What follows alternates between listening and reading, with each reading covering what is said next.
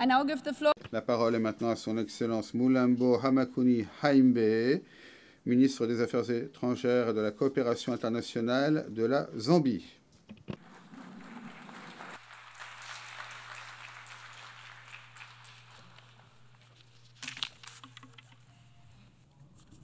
Your Excellency, Madame la présidente de la 80e session de l'Assemblée générale des Nations unies, Madame Annalena Baerbock, Monsieur Antonio Guterres, secrétaire général des Nations unies, Mesdames et Messieurs les chefs d'État et de gouvernement, Mesdames et Messieurs les délégués. C'est un honneur pour moi que de prendre la parole devant cette auguste assemblée au nom de Monsieur Hakainde Hichilema, président de la République de Zambie. Permettez-moi, à l'entame de mon propos, de vous féliciter, Madame la Présidente, pour votre élection au poste de présidente de la 80e session de l'Assemblée générale. Le thème que vous avez choisi, Meilleur ensemble, plus de 80 ans au service de la paix, du développement et des droits humains, est pertinent, car il souligne la nécessité pour nous de travailler ensemble pour le bien de tous, étant donné les défis mondiaux qui sont nombreux. Nous réaffirmons à cette occasion notre foi dans le multilatéralisme et la Charte des Nations Unies, qui est un fondement de notre engagement conjoint au service de la paix et de la coopération internationale. Depuis plus de 80 ans, les Nations Unies sont la clé de voûte de la paix, de la sécurité et de la coopération internationale. C'est une organisation qui a aidé à prévenir des conflits d'envergure, qui a permis la décolonisation, soutenu des missions de maintien de la paix et a joué un rôle clé qui a permis à la communauté internationale d'engager une action au service de la santé publique, de l'éducation, fournir une assistance humanitaire qui a assemblé d'innombrables vies. Par des initiatives comme les objectifs de développement durable, elle a mobilisé les pays pour réduire la pauvreté, améliorer la santé publique, l'éducation et promouvoir l'égalité entre les sexes. La paix, nous le savons, est intimement liée au développement, étant donné qu'il ne saurait y avoir de développement durable en l'absence de paix. Par conséquent, les efforts des Nations Unies pour consolider la paix et maintenir la paix sont fondamentaux pour le développement de toutes les régions du monde, même celles qui peuvent sembler distantes de la ligne de front. Nous sommes conscients cependant du fait que les Nations Unies n'ont pas su réagir suffisamment rapidement à certaines des situations de conflit qui ont mené à des crises humanitaires graves. Nous considérons qu'il est nécessaire d'engager des réformes clés et d'ouvrir l'organisation, en particulier à l'Afrique, dont la voix reste étouffée. Après 80 ans, nous devons réfléchir à tout cela et aux autres domaines dans lesquels les choses pourraient être améliorées.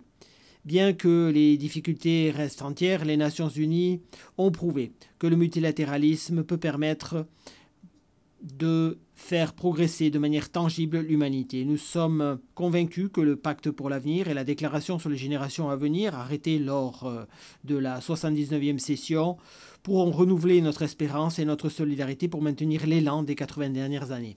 Madame la Présidente, alors que nous lançons ces réformes, il serait important de veiller à ce que la recherche de l'efficacité ne se fasse pas au détriment de la portée et de l'incidence de l'action des Nations Unies sur les intérêts des pays en développement, en particulier ceux qui sont confrontés au plus gros retard dans la mise en œuvre des objectifs de développement durable. L'initiative ONU 80 doit nous permettre de progresser pour ce qui est des 3 piliers de l'Organisation des Nations Unies, la paix, la sécurité, le développement et les droits humains. Nous devons préserver ce qui fonctionne bien. Par exemple, le système des coordonnateurs résidents a permis de coordonner l'action des différentes institutions des Nations Unies qui travaillent dans le domaine du développement pour veiller à ce que celles-ci soient plus efficaces ensemble, travaillent de manière plus transparente et soutiennent et aident les gouvernements hôtes à atteindre les objectifs de développement durable. Ces réformes doivent servir à renforcer le système des coordonnateurs résidents. Madame la Présidente, nous sommes réunis à un moment clé. alors que l'escalade que nous observons dans les tensions géopolitiques constitue une menace significative pour les gains obtenus au cours des 80 dernières années, les 80 dernières années d'existence de l'organisation. Ceci est venu exacerber les difficultés actuelles et a placé le multilatéralisme dans une situation de danger. En outre, nous avons été le témoin de l'incidence négative que peuvent avoir sur l'économie mondiale les situations de conflit, les chocs climatiques et la pandémie. Il est clair qu'une courte période de guerre et de crise peut balayer des décennies de gains obtenus dans le développement. Nous devons donc catégoriquement condamner la guerre et l'agression et exhorter toutes les parties à un conflit ou en conflit, à choisir la diplomatie plutôt que la violence. Permettez-moi de me faire l'écho de ce qu'avait dit le président Hakainde Hichilema, à savoir que l'instabilité, où qu'elle soit, c'est l'instabilité partout. Par conséquent, nous continuerons d'être un défenseur de la paix, des droits de l'homme, de la bonne gouvernance et du développement inclusif pour un système multilatéral renforcé. Nous restons attachés aux principes consacrés dans la Charte des Nations Unies. La Zambie s'est ainsi mobilisée au service des efforts de paix au niveau régional. Nous continuons d'appuyer les travaux de l'Union africaine et les organisations régionales, les activités en matière de médiation, de maintien de la paix, y compris dans la Corne de l'Afrique et dans la région des Grands Lacs. Ici, au niveau des Nations Unies, nous, les pays africains, comptons sur le soutien de la communauté internationale dans le cadre d'initiatives comme Faire taire les armes en Afrique, mais également pour régler des conflits de par le monde, pour favoriser l'avènement d'un monde plus sûr. Madame la Présidente, inspirée par le programme de développement durable à l'horizon 2030 et par la vision qui est la nôtre au niveau national, nous avons engagé des réformes audacieuses pour améliorer les vies de nos populations, alors que le pays se relève après la sécheresse dévastatrice qui a touché notre pays en 2024. La pierre angulaire de cette stratégie, c'est les investissements que nous réalisons dans notre population, en particulier les jeunes. Nous sommes convaincus que l'éducation est l'élément qui permettra de mettre tout le monde sur un pied d'égalité. Notre gouvernement a ainsi rendu gratuite l'éducation primaire et secondaire pour tous les enfants et a recruté un nombre record d'enseignants pour améliorer la qualité de l'éducation. Nous sommes également conscients du fait qu'une population en bonne santé est la base de la productivité et d'une croissance inclusive. Nous œuvrons donc à la mise en place de systèmes de santé accessibles, équitables, résistants, dans la recherche d'une meilleure santé pour nos populations. Nous avons élargi les infrastructures, fourni des produits de première nécessité. Nous avons déployé des milliers de travailleurs de la santé dans des zones qui n'étaient pas bien desservies. Et ce ne sont en fait que quelques-unes des mesures que nous avons prises. Nous sommes conscients également de la situation difficile de l'aide publique au développement. Nous appelons les partenaires du développement à continuer de soutenir les programmes de lutte contre le VIH-Sida, en particulier par la fourniture de médicaments antirétroviraux, de manière à ce que des pays comme la Zambie, qui ont réalisé des progrès dans la lutte contre le VIH, ne reculent pas à cause de problèmes de financement. Nous nous félicitons donc de la tenue du sommet social mondial qui aura lieu à Qatar. Ceci sera une occasion de dialoguer sur les questions de développement social, d'œuvrer à un plus grand progrès social, de manière à ce que personne ne soit laissé pour compte dans le cheminement qui est le nôtre vers le développement durable. Nous exhortons tous les États membres et les partenaires du développement à accorder la priorité aux dépenses de santé. C'est un investissement stratégique parce que le capital humain est la plus grande richesse de tout pays. Madame la Présidente, pour protéger les plus vulnérables, la Zambie a renforcé les filets de sécurité sociaux. Notre programme de transfert pécuniaire à des fins sociales aide maintenant 6,5% des foyers. Cette initiative et d'autres initiatives complémentaires, comme par exemple les PAC pour la sécurité alimentaire et la formation professionnelle, ont permis de protéger les familles des chocs et ont permis de sortir des communautés entières de la pauvreté la plus extrême. Madame la Présidente, nous sommes convaincus que favoriser l'émancipation des femmes est bien plus qu'un devoir moral. Lorsque les femmes avancent, les familles prospèrent, les pays eux aussi avancent. Par conséquent, placer les femmes et les jeunes au centre de notre transformation par des mesures de discrimination positives permettant d'accroître la participation des femmes dans les processus de prise de décision et protéger leur carrière et leur famille est pour nous quelque chose de logique.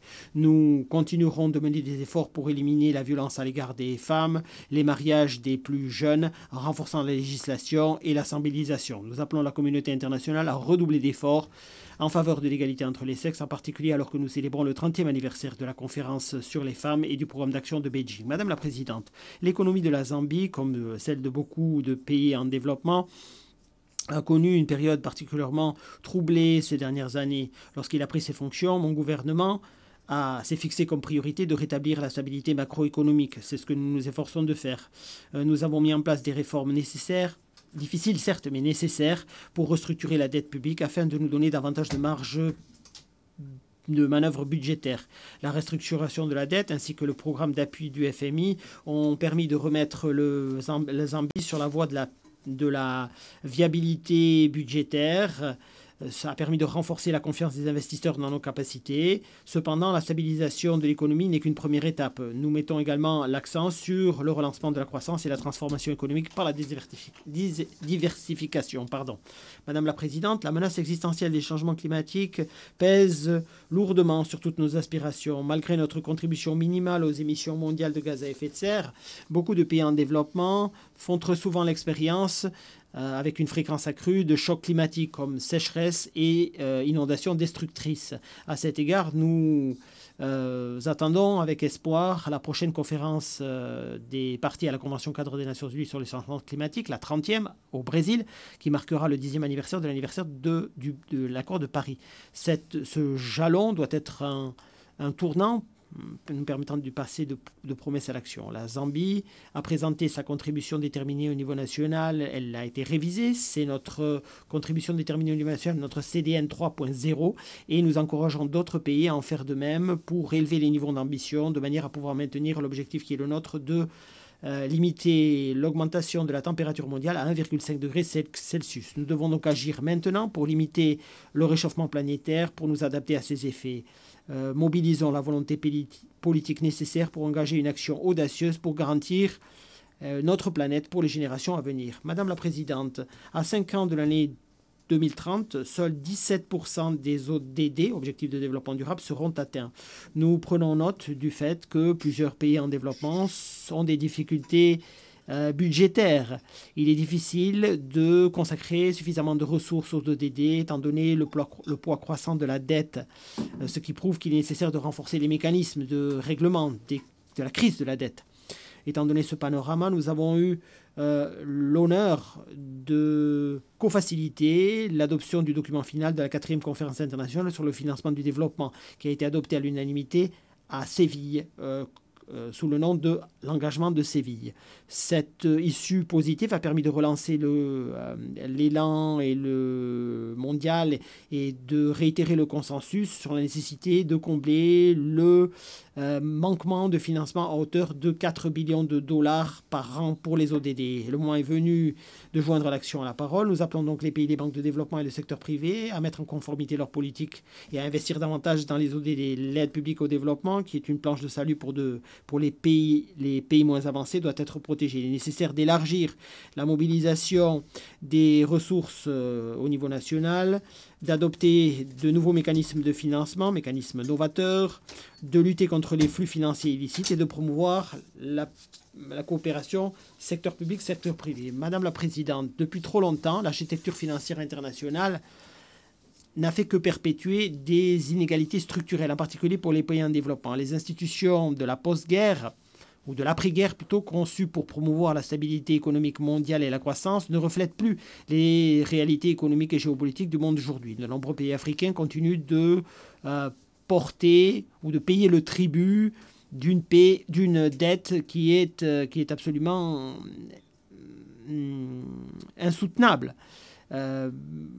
Beaucoup de pays africains continuent d'avoir un accès limité à un financement dans des conditions favorables et continuent de sentir les effets de chocs mondiaux qui échappent à leur contrôle, des changements climatiques en passant par les pandémies jusqu'aux conflits géopolitiques. Par conséquent, nous nous félicitons des engagements pris par différents acteurs pour engager une réforme d'ensemble du système financier international. Cette réforme devrait prévoir une réforme de la gouvernance des institutions financières internationales pour renforcer la représentation des pays en développement dans les décisions économiques qui sont prises à l'international. Nous nous félicitons d'initiatives comme le Forum des emprunteurs afin de régler la question de la dette. Madame la Présidente, la Zambie est à la fois un pays moins avancé et un pays en développement sans littoral. Ces deux catégories de pays sont confrontées à des défis structurels qui sont uniques. En juillet 2025, nous avons accueilli le Forum pour l'avenir des PMA à Lusaka. Nous avons réfléchi à la nécessité, à cette occasion, de renforcer la résilience au choc, la nécessité d'innover pour faire face aux défis qui sont les nôtres. Au cours de la conférence, notre président de la République, M. Hichilema, a souligné la nécessité pour les PMA de renforcer la résilience en étant plus indépendants et en ayant une attitude plus proactive. En tant que pays sans littoral, la Zambie se félicite du programme Azawa, programme d'action qui accorde la priorité à la transformation structurelle, à la facilitation des échanges, au renforcement de la connectivité régionale, de la résilience et des infrastructures dans le domaine des technologies de l'information et des communications qui reflètent notre propre priorité. Nous nous félicitons de l'appel qui a été lancé par ce programme pour aller vers des mécanismes de financement novateurs. Les pays sans littoral ne doivent pas être isolés. Comme l'a dit notre président, les pays en développement sans littoral peuvent devenir des pays qui sont liés entre eux plutôt que des pays qui sont sans littoral. Et en Zambie, nous entendons faire de cette vision une réalité. Madame la Présidente, le thème de cette session, Meilleur ensemble, nous engage également à réfléchir à la capacité des Nations Unies à réagir aux défis du monde. La composition actuelle du Conseil de sécurité et ses méthodes de travail reflètent donc le thème, comme je vous le disais, de cette session, donc Meilleur ensemble, nous oblige également à réfléchir à la capacité des Nations Unies de réagir aux défis complexes qui sont les nôtres. La composition actuelle du Conseil de sécurité et ses méthodes de travail reflètent une période révolue. Le moment est venu d'engager une réforme. Les décisions fondamentales qui sont prises sur la paix, sur les questions de sécurité, très souvent ne peuvent pas être prises, étant donné l'utilisation du droit de veto par une poignée de pays.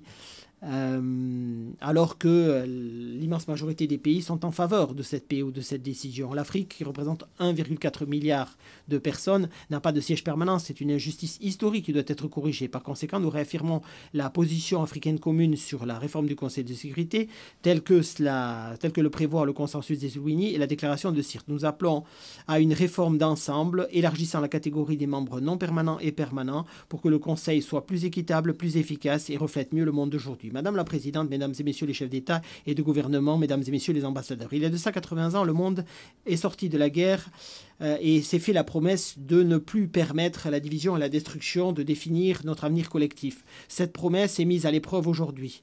À l'occasion de cette 80e assemblée de l'Assemblée générale, veillons à ce que celle-ci soit à ce qu'on s'en souvienne comme un point d'inflexion, où le monde a choisi la solidarité plutôt que le silence, la justice plutôt que l'inertie et l'unité plutôt que la division. Nous devons agir non pas par peur, mais par espoir, non pas dans l'isolement, mais en solidarité, étant donné que nous sommes meilleurs ensemble. Je vous remercie. Je remercie le ministre des Affaires étrangères et de la Coopération internationale de la Zambie.